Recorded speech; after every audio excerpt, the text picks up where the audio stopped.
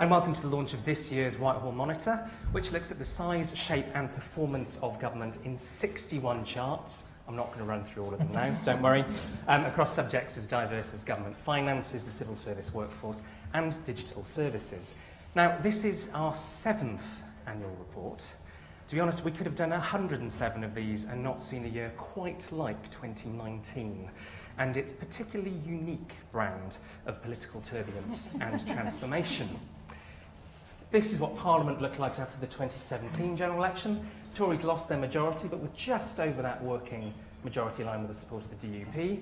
By the time we got to the end of the 17 to 19 Parliament, that had all fallen apart, definite minority territory, as we saw more MPs change allegiance than at any other point since 1886. Then we came to the 2019 general election, a convincing win for the Conservative Party, giving Boris Johnson's government an effective working majority of 87. A government without majority we might expect to get its legislation through Parliament much more easily than the previous one, but it's a government that has set itself a very ambitious agenda, getting Brexit done, levelling up the country through investing in public services and infrastructure, and of course changing the way that government works. So as we look ahead to 2020, how is government going to deliver on all of those promises? Does it have the right skills in the civil service workforce? Is government organised to deliver, and how much change to ministerial teams and government departments would be too much? Can government effectively prioritise the right major projects under political pressure? And does government have the data it needs to run itself more effectively and to allow us on the outside to hold it to account? So let's start with the civil service workforce. Here is a chart showing you civil service staff numbers back to 1902 to 2010, where civil service staff numbers were about 480,000. You can see those spikes, which are both world wars. So if it's 480,000 in 2010, I think those of you who've been to this presentation before will know what's about to happen next. We see a fall in staff numbers to June 2016, not quite as far as the Civil Service Reform Plan expected in 2012, which was about 380,000, but not far off. Since the 2016 referendum, we've seen an increase in every single quarter to about 419,000. Now, not all of those changes have been driven by Brexit. We've seen the Ministry of Justice recruiting prison officers. We've seen departments like education and digital culture, media and sport adapt to new responsibilities. But obviously quite a lot of that is driven by Brexit. And in fact, the number of civil servants working specifically on Brexit has tripled since 2018 to about 27,500. Now, those new recruits, Generation Brex, if you want a headline-friendly formulation, have also changed the nature of the civil service. They tend to be in more senior roles, they're more likely to be in London, and they're increasing the diversity, especially when it comes to gender, but also when it comes to there being more ethnic minority and disabled civil servants, though there is still more work to do at more senior levels. And despite the fact that the age of the civil service is still ticking upwards, we're also seeing an increase in the percentage of those aged under 30 as recruitment freezes thaw. And we'd expect that those younger civil servants are bringing new skills with them, especially around data and digital. Which brings us very nicely to the question of what it is that civil servants actually do and what skills they have. Now, I think when we think of the civil service, we tend to think a lot of the buildings not far from this one, and particularly those things that most government departments need to do. Policy, delivering projects, HR, legal, digital data and technology, analytics, finance, commercial skills, those kind of things. We might also think of skills which are specific to particular departments, think tax or science and engineering, but actually most civil servants are not in those groups. They're in this big pink block here, more than half of them. That, of course, is the operational delivery bit of the civil service. Civil servants up and down the country working in prisons, in job centres, processing benefits and immigration claims. Now, does anybody know what that dark grey, almost black block might be there on the right? Any ideas what those civil servants do? Anyone? Government doesn't know either, to be honest. So this is civil servants self-reporting which professional groups they belong to. And you can see that for 1 in 10 civil servants, we don't actually know. I think it's a very useful illustration of the fact that government still doesn't have a lot of the basic workforce management information it should have when it's thinking about its workforce, especially as it faces sort of big ambitions. Now, I'm sure some of you were reading over Christmas a particular blog post / job advert. And although the Cabinet Office analysts in the room can correct me, I don't think there's currently an occupational category for weirdos and misfits with odd skills.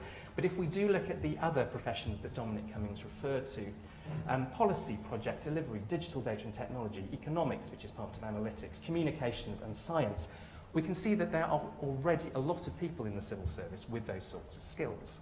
So the question is not just how do you bring different people into government, but how do you make the most of those that you've already got?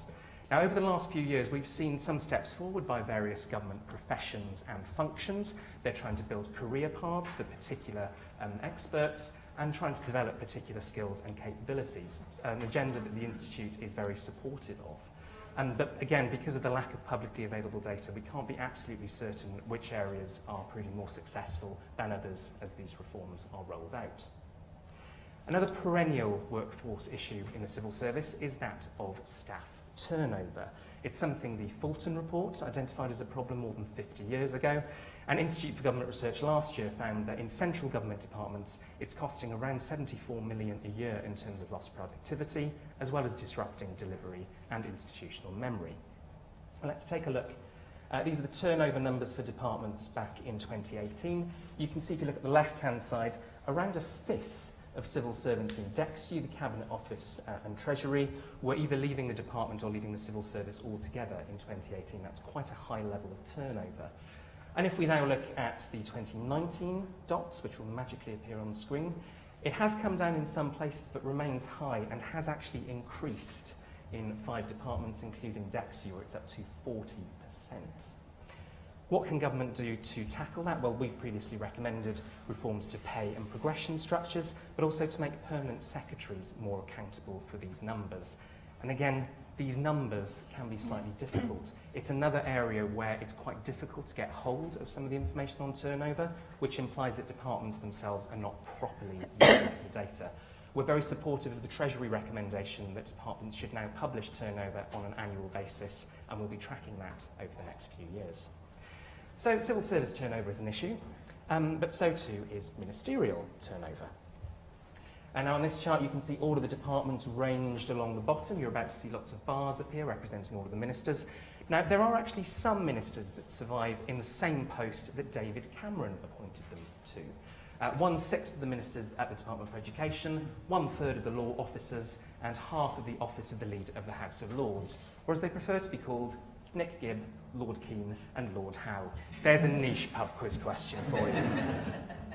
More survive from May, but if we look at the whole of government, 3/4 of all ministers are new to their posts since July 2019, that 1 in 10 since December. Now again, it's obvious that a new government is going to want to make its mark and put ministers in new posts, but of course there is a price if you disrupt that too often.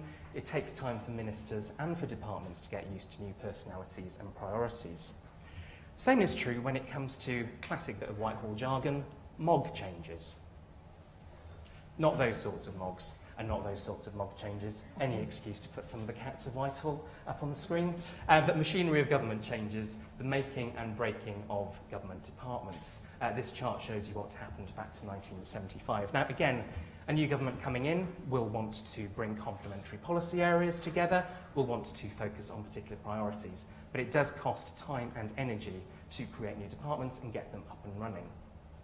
Now, we've already been made aware of one machinery of government change. The Department for Exiting the European Union will close at the end of this month.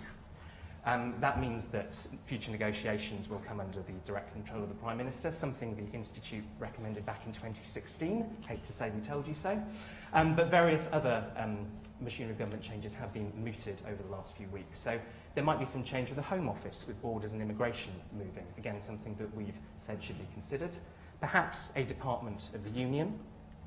Perhaps the recreation of a standalone Department for Climate Change. We've got an event on that very topic here next week. And various changes that that sort of cover an area that's already seen a lot of change over the last few decades, whether it's business, trade, or bits of the Department for Digital, Culture, Media and Sport. Again, government needs to be very clear about what it's trying to achieve and assess whether the time, cost and energy will be worth it. On top of all of that, the government has set forward quite an ambitious agenda for investing in public services and for infrastructure projects. Now, government already has a lot of big projects in its major projects portfolio, 133 of them to be precise, covering everything from HS2 to Crossrail to big defence and military projects to big IT and service transformation projects within government. Those 133 projects have a whole life cost of £442 billion, or to put it in terms that we'd all understand, 8.8 million Big Ben bongs. Surprisingly difficult to say, even on a Tuesday afternoon. Now, this doesn't even include Brexit projects, and of course, getting Brexit done is going to take a lot more than just passing the withdrawal agreement bill. But you can see that the number has come down. Government has started to prioritise. Civil service leaders have long said government is doing too much to do it all well. The Prime Minister has sent cabinet ministers back to their departments to try to cut down on the number of projects. So government does know that it needs to prioritise, but it is going to face some quite difficult decisions over the next few years and months as it tries to balance costs, benefits and politics. And I think we're seeing a lot of that in the discussion around HS2 at the moment. Finally, let's take a look at data and transparency. Chris will be particularly delighted by this. It is, of course, the 20th anniversary of the Freedom of Information Act this year, and 15 years since it came into operation. This chart is showing you how departments have responded to FOI requests between 2005 and 2010. Now, the blue shows you where they have granted more than half of the requests they've received in full, the pink where they've granted fewer than that. The darker the blue, the more open the department, the darker the pink, the more closed. Now you can see that the blues are sort of dominating there, just like Parliament. But if we spin this forward to 2019, you will see that actually the pinks take over at the expense of the blues, which basically means that government departments are releasing less information in response to freedom of information requests. Now, why is that? We might say it's a lack of political will to open things up and publish it. But there are also other reasons. FOI requests, the number is increasing and the teams dealing with them aren't really increasing at the same rate. Because there is more information available in the public domain and there's now a case history of FOI, it might be that requests are becoming more complex and after more sensitive information. We put in a number of FOI requests in order to publish Whitehall Monitor 2020. My favourite was one that we had refused by the Cabinet Office for data they tell other departments they have to publish. And that, in fact, that data is organogram data, which gives you a sense of the structure, salaries, grades and things within departments. It's supposed to be published every 6 months. You can see from the pinks here that actually it tends not to be published by quite a lot of departments, and when it is published, it tends to be published late.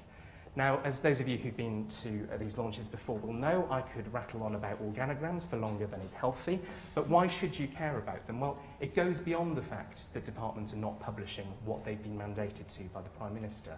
The fact that this data is so difficult to pull together, the fact that when it is published, it's not of a quality that makes it easy to use, just like the turnover data, just like the professions data, suggests government still doesn't have the data it needs to better understand its operation and therefore improve its effectiveness. So in summary, the civil service has grown, it's started to change in terms of composition, but turnover and skills will continue to be challenges as it confronts an ambitious domestic agenda. There are good reasons why a new government wants to put its stamp on its ministerial teams and on the makeup of Whitehall, but reshuffles and machinery changes can be disruptive. Government is going to have to make some tough choices when it comes to balancing costs, benefits and the politics of various major projects. And government is less open than it used to be on some measures, and it still lacks the data it needs to run itself well. As I said, I didn't run through all 61 charts, but you can find the report on our website. Do take some time to read through it. In the meantime, I look forward to hearing the panel's reflections and discussing with the rest of you. Thank you very much.